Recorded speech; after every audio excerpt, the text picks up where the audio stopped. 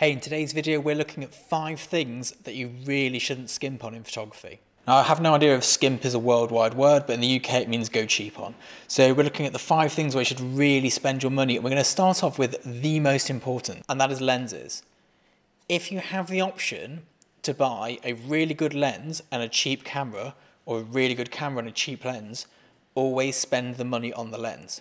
There's 2 reasons for this. 1, this will far outlast any camera, assuming you don't drop it. 2, the optics what really make the difference. There haven't been any groundbreaking changes in cameras since about 2008. I think the 5D Mark II from Canon was the last big change in photography. Since then it's just been little bells and whistles which don't really make a big difference, but these optics will. So if you've got enough money to buy the latest camera brand new and an average zoom lens or an L zoom lens, or you have the option to buy 3 stunning prime lenses and an old second-hand camera body, go for the latter. You'll thank me later.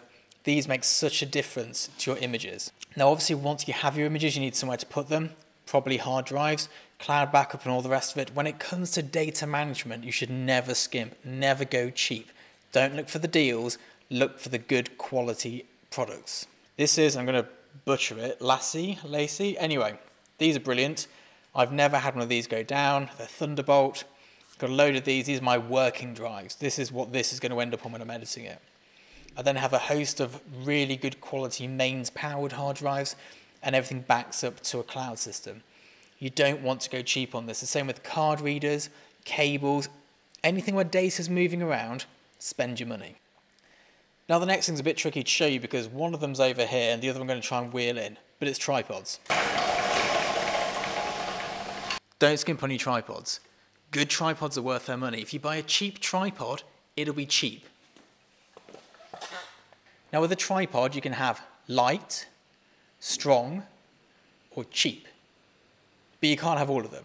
So if it's light and it's strong, it's going to be expensive. Now rather than spending your limit on a brand new tripod, I would go second hand and you'll get something about 4 models up for the same price as what you can afford brand new.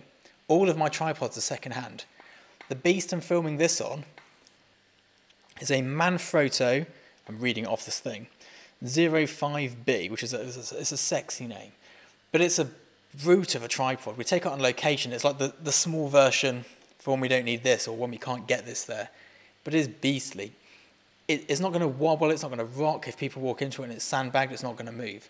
Yes, if you're a landscape photographer, you've got to travel miles, perhaps you don't want a heavyweight tripod, but you do want a good tripod. So the 4th thing that you shouldn't skimp on is light modifiers. Now I have an article on f-stoppers talking about things that you can skimp on, and one of the things I say you can skimp on are lights. Now, yes, you can go for a cheaper light. Granted, there's some times where this isn't a good idea, but for the general public, it's fine, but you shouldn't skimp on the modifier. Let me show you.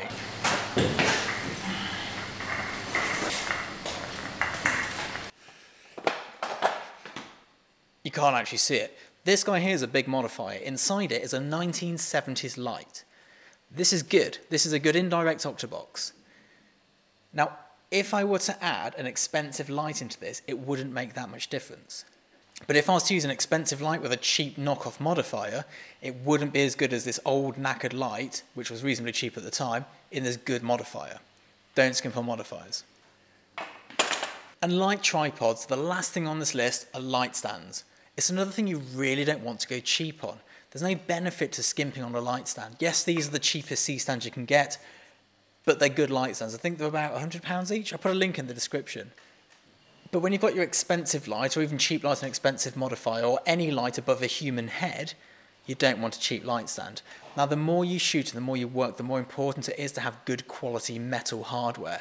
This microphone stand here was like £16 off Amazon. It was cheap. It's falling to pieces already. Because it gets used a lot, everything's broken on it.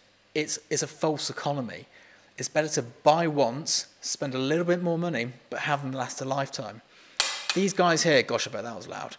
These guys here, they've gone abroad with me, they've gone in planes, they've gone on trains, they've been couriered, ferried, all sorts of stuff. Minus a few Allen key tighten-ups here and there and a couple of sheared knuckles, they're absolutely great.